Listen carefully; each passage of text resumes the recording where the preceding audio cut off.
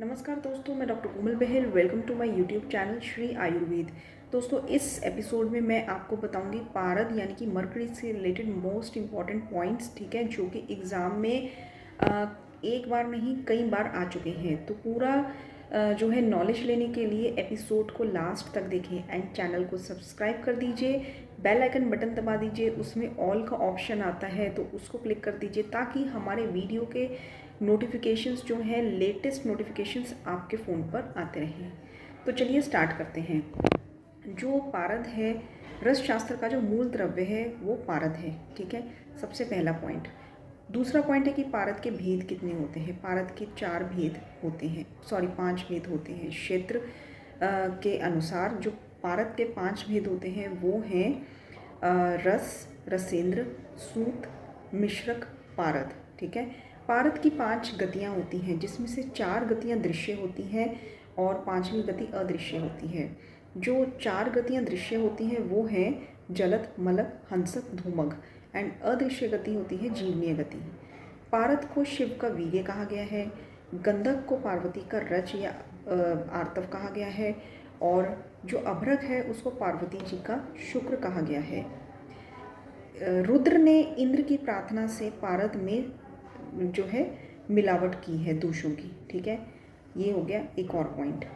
Next point इसकी जो पारद शब्द है ये सर्वप्रथम आचार्य सुश्रुत जी ने बताया है।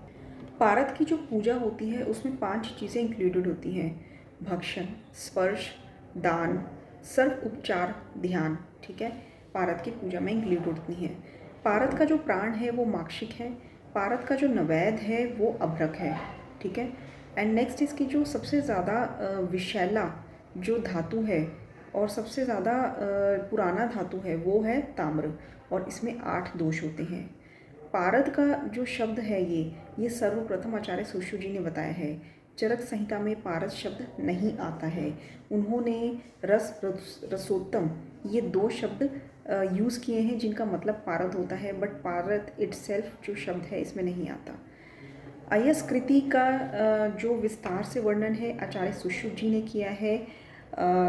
इनका KAP कैप मतलब कि कुष्ठ में, अर्श में, प्रमेय में सुश्रुत जी ने अयस्कृति का विस्तार से वर्णन किया है।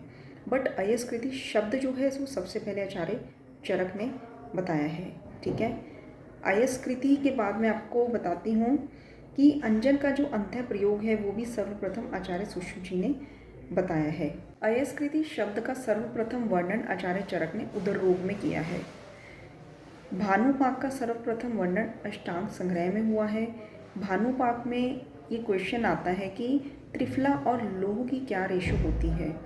भानुपाक में त्रिफला और लौह की रेशो इक्वल होती है, सामान्य रेशो, ठीक है।